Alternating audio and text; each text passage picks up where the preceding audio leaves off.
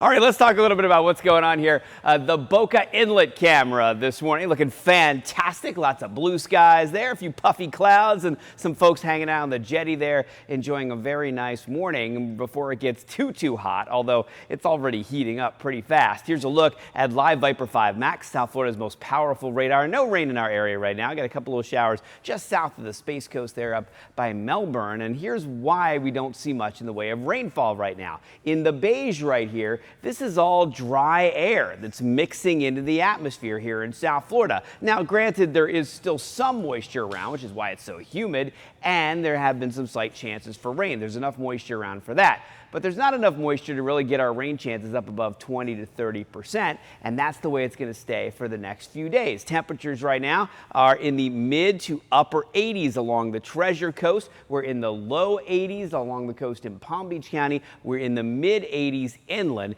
It's about exactly the same as where we were yesterday at 24 hours ago in Vero Beach. At this time, no change in temperature there. It's actually a degree or so cooler than it was 24 hours ago in West Palm. Our high temperatures today, we're looking at upper 80s and maybe 90 in Okeechobee, but that's not the way it feels. With the humidity, it feels like it's in the upper 90s to around 100 degrees, and that's the way it will feel around 1 to 2 to 3 o'clock this afternoon.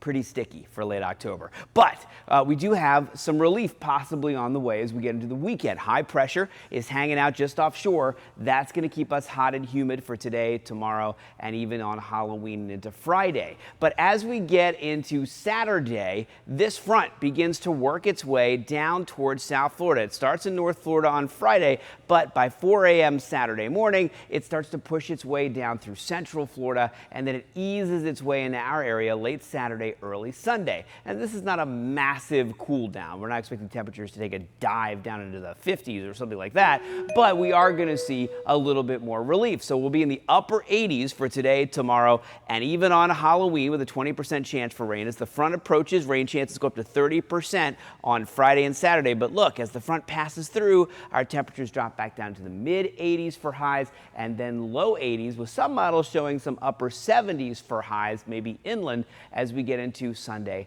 and Monday.